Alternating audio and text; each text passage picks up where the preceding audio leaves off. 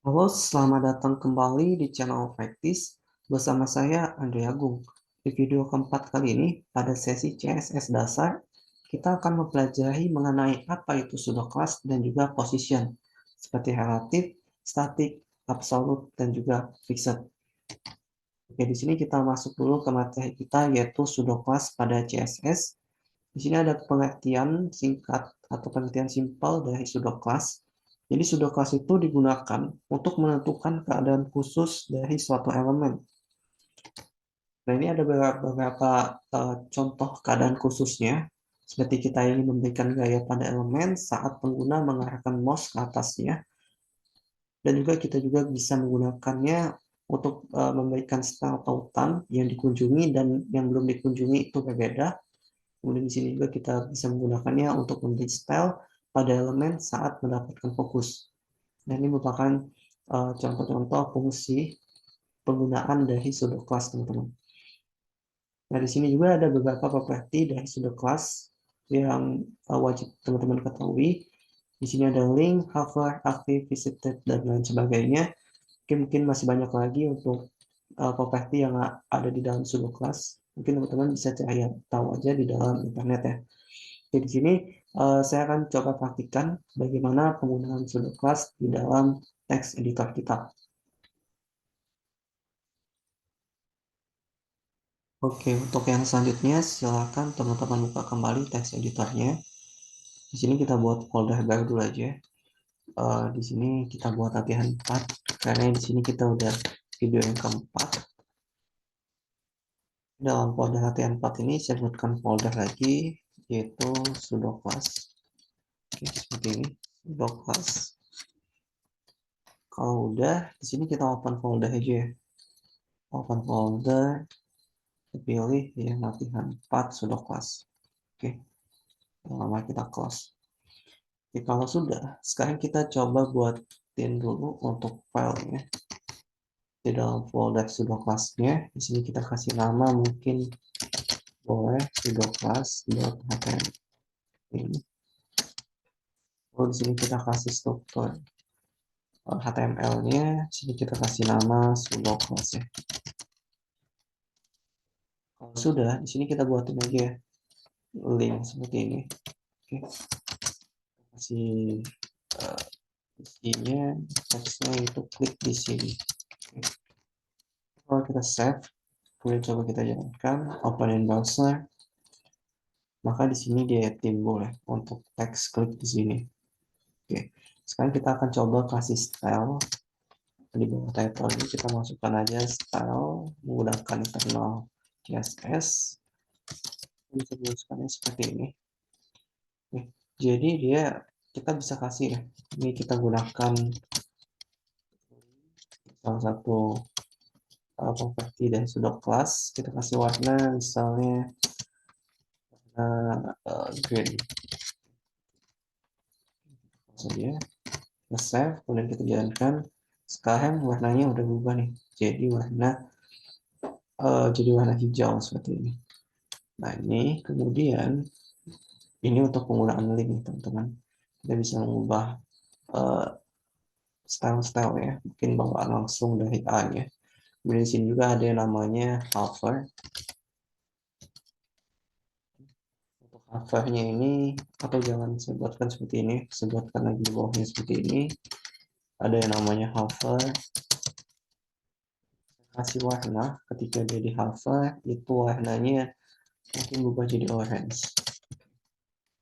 Kalau kita save, kemudian kita coba jalankan, saya refresh, ketika saya klik teman-teman, atau saya arahkan mouse-nya di link ini, gitu ya, maka dia akan berubah warnanya menjadi orange seperti ini. Ini cukup keren juga ya teman-teman. Selanjutnya ini untuk yang hover. Selanjutnya di sini kita juga bisa menggunakan properti lainnya. Kita lihat dulu di sini tadi ada aktif. Ini yang aktif. Misalnya aktif ini aku kasih warna dia menjadi warna merah. Kalau saya save, kemudian saya coba jalankan. Ini kalau saya refresh, ini kalau saya arahin ke sini kan berubah nih jadi warna oranye.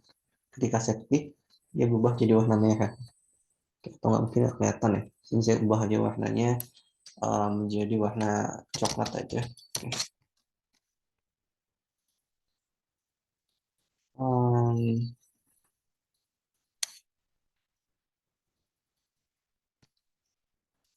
kita ubah jadi warna coklat seperti ini. Kemudian coba kita save, coba kita jalankan. Ini kalau kita lihat ya, kalau kita arahin ini berubah jadi warna orange. Kalau saya klik, ini berubah jadi warna coklat, teman-teman. Ketika saya klik, dia berubah menjadi warna coklat. Nah, ini merupakan fungsi dari aktif. Sedangkan hover tadi, kita ketika kita mengarahkan mouse kita ke elemen ya, maka dia akan berubah gitu ya, akan melakukan perubahan. Sedangkan aktif ini ketika kita mengeklik elemen tersebut gitu. Oke, ini merupakan contoh dari pseudo class. Lalu juga di sini ada yang namanya visited. Visited seperti ini. Kita bisa kasih warnanya juga. Misalnya di sini aku kasih warna dia menjadi warna mungkin kuning.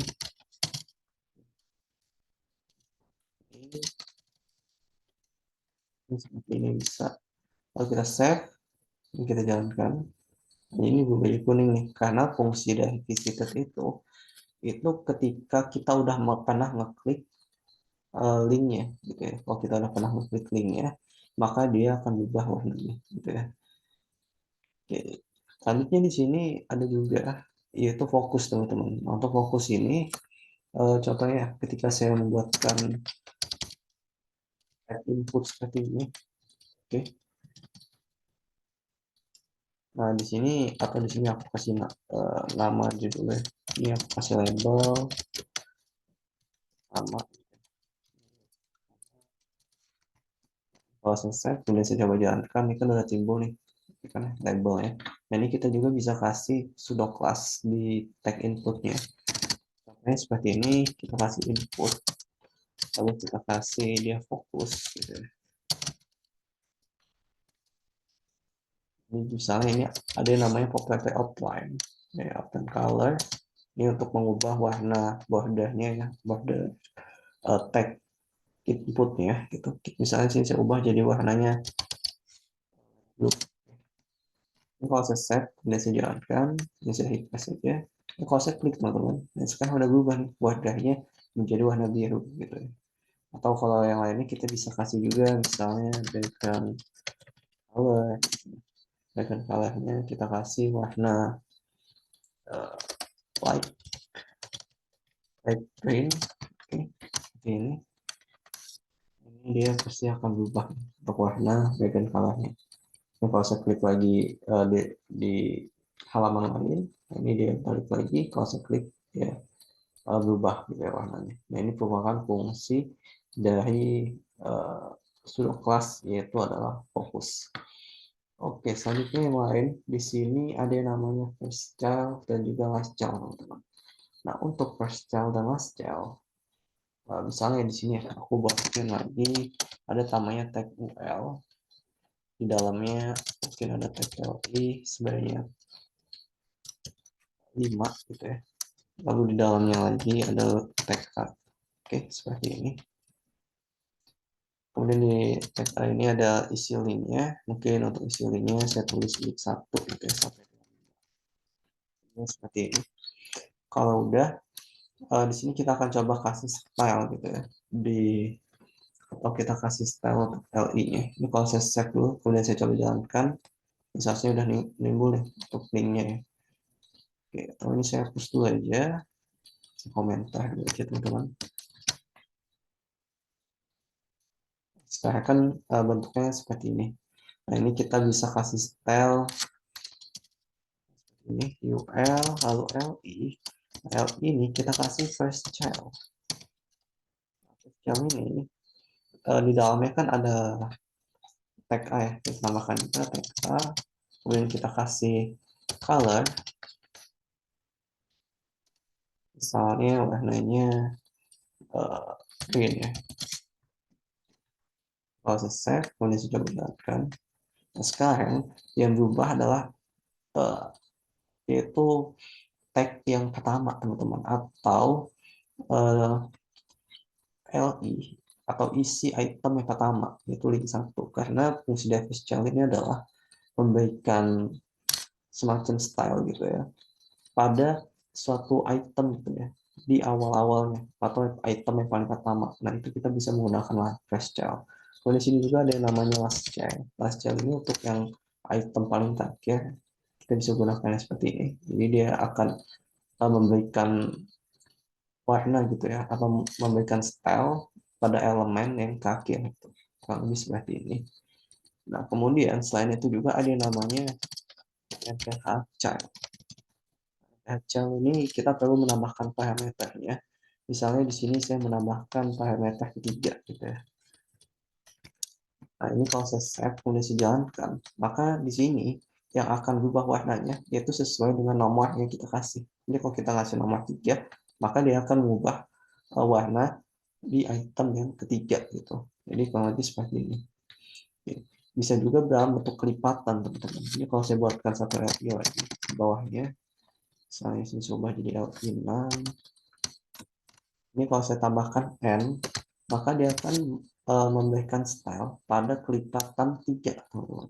Kalau saya save, sekarang yang dikasih style itu yang kelipatan 3 aja. Jadi kelipatan 3, 3 dan juga 6. Gitu juga kalau misalkan saya ubah untuk kelipatan 2, teman-teman. Oke, kalau lebih seperti ini. Oke.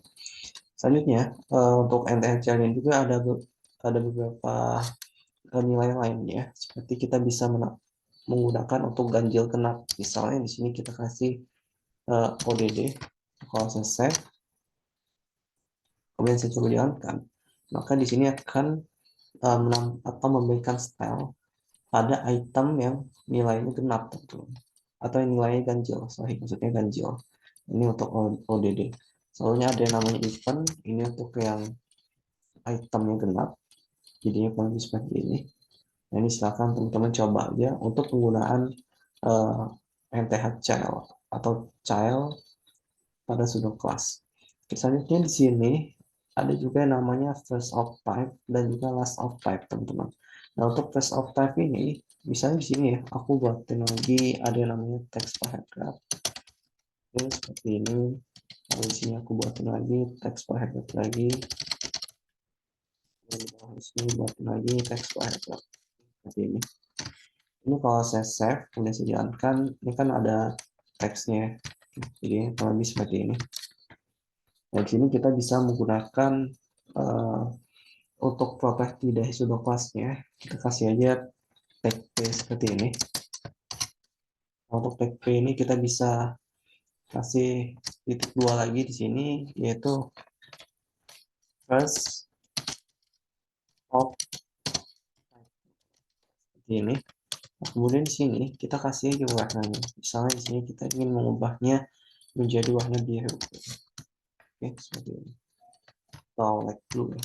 Kalau kita save, kemudian coba kita jalankan, maka yang berubah itu paragraf yang pertama, teman-teman, sama seperti yang first child tadi ya. Jadi dia yang dikasih style itu adalah elemen yang paling pertama gitu. Nah, jadi ini kurang lebih sama. Ini tapi ini untuk bisa menggunakannya. Kalau sedangkan ini tadi kan menggunakan parent ya, teman-teman. Jadi di sini ada parentnya, kemudian anakannya, yang dikasih style. Sedangkan untuk text paragraph ini, kalau untuk first of type ini kita bisa menggunakannya untuk langsung pada elemennya, kurang lebih seperti itu. Dan selain itu juga ada elemen last child, last of type maksudnya. Di sini kalau kita save, nah ini dia yang berupa elemen yang paling terakhir. Oke, Oke mungkin cukup sekian ya untuk pseudo class. Silakan teman-teman coba aja di dalam text editornya mengenai materi kita pada kali ini yaitu pseudo class.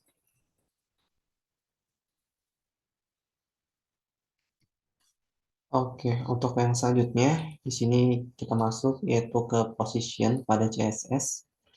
Di sini ada pengertian dasar mengenai position. Jadi position ini merupakan properti CSS yang digunakan untuk menentukan sifat posisi suatu elemen HTML. Lebih untuk pengertian position CSS gitu ya. Oke, selanjutnya di sini ada beberapa macam dari position CSS yang perlu teman-teman ketahui. Di sini pertama ada static, yaitu merupakan default position element gitu ya. Jadi ketika kita membuat elemen gitu ya di dalam HTML, itu secara default untuk posisinya itu nilainya static, teman-teman. Kemudian di sini yang kedua ada nilai ya, itu relatif, atau kita menggunakan position dengan nilai relatif, itu kita bisa gunakan ya untuk membuat suatu elemen itu bisa pindah-pindah gitu ya. Nah, kemudian untuk relatif ini dia tidak mempengaruhi elemen lainnya, teman-teman. Nah, untuk absolute itu kurang lebih sama, teman-teman. Nah, untuk absolute ini kita menggunakan ya untuk membuat elemen itu bisa dipindahkan gitu. Nah, tapi untuk absolut dan relatif ini bedanya. Kalau relatif ini dia tidak mempengaruhi elemen lainnya, sedangkan untuk absolut itu mempengaruhi posisi elemen lainnya. Ya, ini untuk perbedaan dari relatif dan juga absolut. Kemudian yang keempat, di sini ada fixed. Nah, untuk fixed ini digunakan untuk membuat elemen itu selalu berada di tempat yang sama meskipun halamannya di scroll, teman-teman. Ya, kalau mungkin teman-teman pernah melihat halaman website gitu ya, yang headernya atau navigasinya itu kalau di scroll dia tetap ikut gitu ya, atau nggak keikut ke scroll gitu.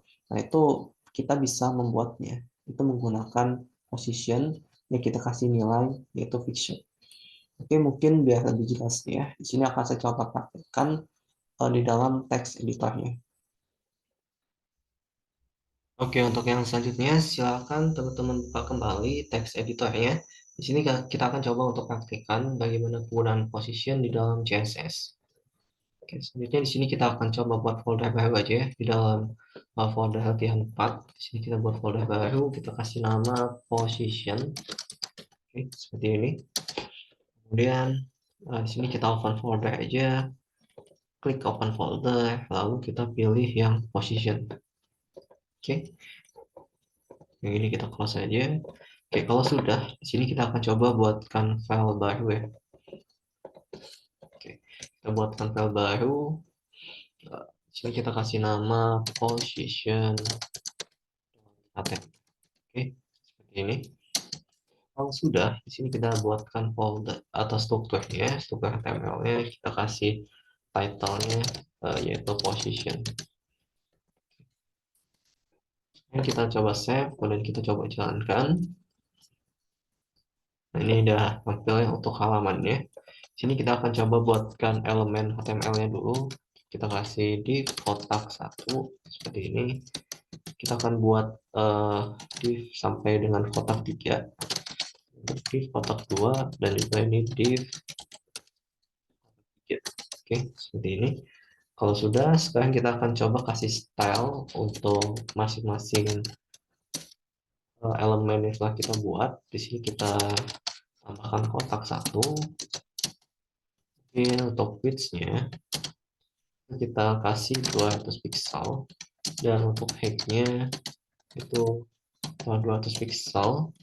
Kemudian di sini untuk background color-nya saya kasih itu light blue. Oke, seperti ini. Kemudian di sini kita akan kasih style untuk elemen lainnya. Di sini saya kasih style untuk kotak 2-nya. Width sama ya, kita buat yang sama aja, tapi sini kita kasih untuk warna yang berbeda gitu. Dan di sini kita kasih untuk background color-nya. Oke, di sini mungkin untuk warnanya light green. Nah, kotak 2 di sini kita buatkan lagi style untuk kotak ketiganya. Kasih width sebesar 200 pixel seperti ini, dan juga height-nya sebesar 200 pixel, 200 pixel. Dan untuk background-nya sini kita kasih like Carl. Ini udah jadi ya untuk stylenya. Sekarang kita save aja, lalu kita jalankan. Seharusnya di sini dia membuatkan 3 kotak ya seperti ini. Atau di sini biar lebih enak lagi, saya kasih dia kotak 1, kotak 2, dan untuk yang satu lagi di sini kotak 3. Saya kemudian saya coba jalankan. Sekarang udah ada untuk kotak namanya kotak 1, kotak 2, dan juga kotak 3. Oke, mungkin kayak gini aja dulu. Di sini saya akan praktekkan bagaimana penggunaan position. Jadi ketika teman-teman menggunakan atau membuat elemen seperti ini gitu ya, atau membuat style seperti ini, maka secara default untuk positionnya itu statik, teman-teman. Jadi yang teman-teman lihat di halaman ini merupakan uh, style, posisinya itu statik gitu ya, bawaan default dari CSS-nya. Nah, kita bisa mengubah untuk position ya. Kita tambahkan aja properti di sini position seperti ini. Kita misalnya di sini saya ubah untuk kotak satunya posisinya menjadi relatif. Oke, kalau saya save, kemudian saya coba jalankan, teman-teman bisa lihat hasilnya. Di sini dia nggak ada perubahan apa-apa ya, sekilas kalau kita lihat. Nah, untuk melihat perubahannya, sebenarnya kita bisa perlu menambahkan properti lagi. Dan ketika kita menggunakan position relatif, absolute, dan juga fixed, kita bisa menggunakan properti yaitu top, right, dan juga bottom. Nah, seperti ini. Nah, ketika kita menggunakan position relatif, absolute, dan fixed, kita bisa menggunakan keempat properti ini, teman-teman. Nah, di sini misalnya saya komenin dulu aja. Ini saya gunakan topnya. Misalnya sini untuk topnya saya tambahkan menjadi 50 pixel seperti ini. Lalu saya save, kemudian saya coba jalankan. Nah, sekarang untuk elemen kotak satunya gitu ya, dia akan bergeser ke bawah. Dan ketika kita lihat nih, ketika dia bergeser ke bawah, dia menimpa elemen dari kotak 2, teman-teman. Jadinya kurang lebih seperti ini. Nah, ini kenapa bisa? Karena ketika kita membuat position yang menjadi relatif, maka untuk kotak satu ini, dia akan membuat elemen ini gitu ya, posisinya tuh berada satu tingkat di atas elemen lain, teman-teman. Ya, kurang lebih seperti itu. Ini kalau kita ingin menggunakan position relatif. Kemudian di sini misalnya saya ubah lagi dia menjadi 300 pixel. Oke, seperti ini. Sekarang kita coba lihat hasilnya. Nah, sekarang dia sudah menimpa kedua elemen ini. Dan atau di sini saya tambahkan lagi ya properti yaitu live sebesar 300 pixel. Ya, dia akan bergeser ke kanan. Dia akan membuat dia akan membuat semacam jarak gitu ya untuk top-nya. Di sini sebesar 300 pixel dan live-nya juga 300 pixel. Nah, jadi kurang lebih tampilannya seperti ini. Dan kalau kita lihat di sini kan atasnya jadinya kosong seperti ini, teman-teman. Nah, ini salah satu penggunaan dari position relatif. Jadi ketika kita menggunakan position relatif, maka dia tidak akan mempengaruhi elemen lainnya. Jadi elemen lainnya ini akan menganggap bahwa kotak satu ini posisinya masih ada di sini, teman-teman. Ini salah satu penggunaan dari position relatif. Nah, misalnya di sini ya, saya ubah untuk posisinya menjadi absolute. Oke, seperti ini. Ini kalau saya save, kemudian saya coba jalankan lagi, teman-teman bisa lihat untuk hasilnya. Nah, sekarang dia untuk kotak 2 dan kotak 3-nya mengambil posisi dari kotak satu, teman-teman. Jadi, ketika kita menggunakan position absolute, maka kotak 2 dan kotak 3-nya ini akan beranggapan bahwa kotak satu ini nggak ada gitu ya posisinya, atau dia posisinya udah beda dimensi gitu. Nah, kurang lebih seperti itu. Nah, ini kalau kita ingin penggunaan dari position absolute, nah, itu bedanya di situ. Jadi kalau misalnya untuk relatif, dia tidak akan mempengaruhi elemen lainnya, sedangkan untuk position absolute, elemen lainnya akan berpengaruh gitu ya untuk posisinya. Nah, ini teman-teman bisa coba aja di dalam text editor ya. Oke, selanjutnya di sini kita akan coba praktikkan bagaimana penggunaan position yaitu fixed. Oke, sini saya buatkan dulu aja ya. Di sini div mungkin namanya navigasi aja seperti ini. Oke, lalu untuk elemen div navigasi ini kita kasih style dulu aja ya, teman-teman. Kita kasih navigasi seperti ini. Lalu width-nya, oke. Mungkin untuk width-nya saya kasih 100%. Lalu untuk height-nya di sini saya kasih gain 70 pixel. Oke, seperti ini. Oh ya, sini saya kasih warnanya itu orange saja. Oke, seperti ini aja. Lalu saya coba save, kemudian saya jalankan. Sekarang dia udah ada kotaknya seperti ini. Dia memenuhi lebarnya satu halaman seperti ini. Kemudian di sini kita bisa lihat untuk ketika kita membuat elemen ini dia ada default margin ya di paling pojok gitu ya, sebelah kiri, atas, dan juga kanannya. Nah, teman-teman bisa lihat aja sini. Nah, di sini sebenarnya kita bisa menghilangkan default margin ya dengan membuat style seperti ini. Kita tambah aja body, lalu kita kasih margin to 0. Oke. Buat paksa untuk halaman ini marginnya itu menjadi 0. Sekarang kalau saya refresh, nah sekarang dia udah marginnya udah nggak ada. Nah, ini kita bisa menggunakan cara ini untuk menghapus margin yang ada di atau bawaan dari CSS-nya ya, bawaan default ya, dengan menggunakan margin 0 seperti ini. Oke, kemudian sini saya akan menambahkan lagi min height supaya halaman ini bisa di scroll. Saya tambahkan 1200 pixel ya. Ini kalau saya save, kemudian saya coba jalankan. Sekarang untuk halaman ini bisa digeser ke bawah seperti ini. Oke, selanjutnya di sini kan kita coba ya untuk menggunakan posisi fixed. Jadi kalau kita geser ke bawah, ini kan elemennya jadi ikut kegeser ya. Sebenarnya kita bisa membuat elemen ini posisinya berada tetap gitu teman-teman, walaupun kita geser halaman kita ke bawah. Nah, caranya di sini misalnya saya tambahkan di navigasinya, ini position seperti ini. Nah, positionnya ini saya tambahkan itu fixed. Oke.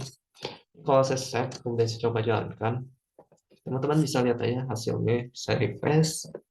Nah, sekarang elemen 2-nya naik ke atas karena dia udah beda dimensi ya. Kalau kita menggunakan fixed, dia ada satu dimensi di atasnya.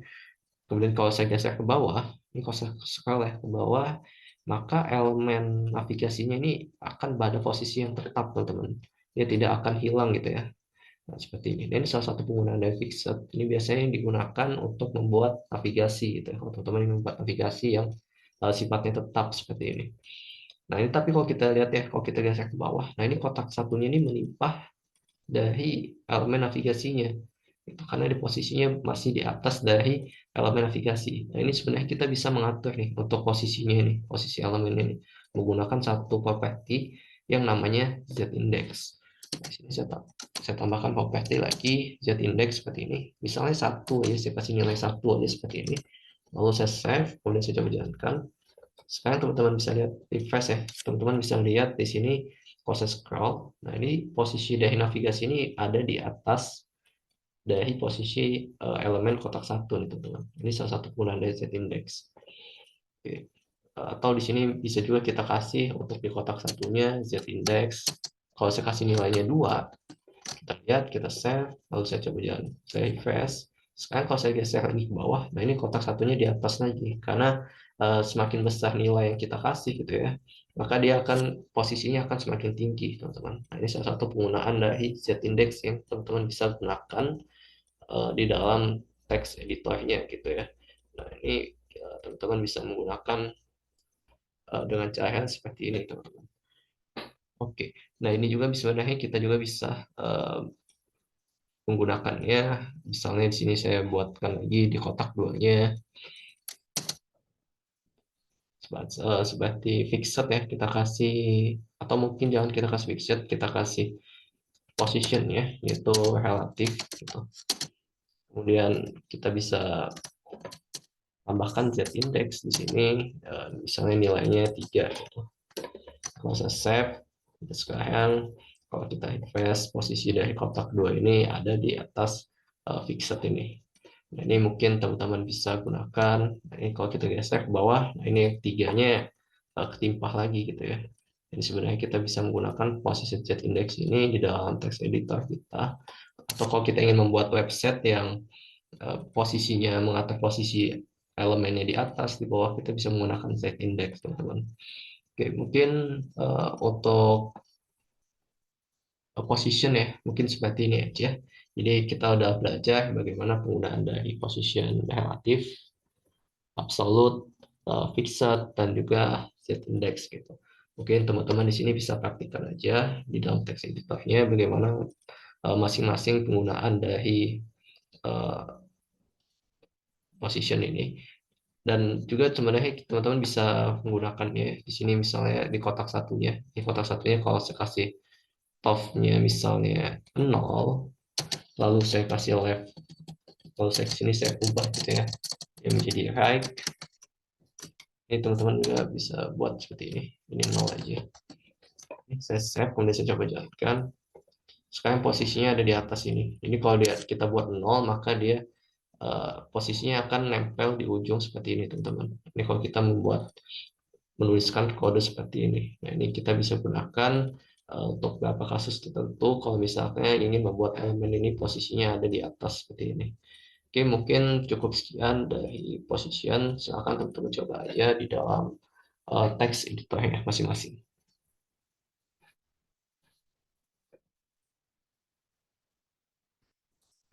Oke, baiklah, mungkin cukup sekian untuk video kali ini. Kita telah mempelajari bagaimana penggunaan pseudo class dan juga position pada CSS. Oke, jangan lupa untuk like, comment, share, dan subscribe channel Practice. Oke, mungkin cukup sekian dari saya. Terima kasih, sampai jumpa kembali.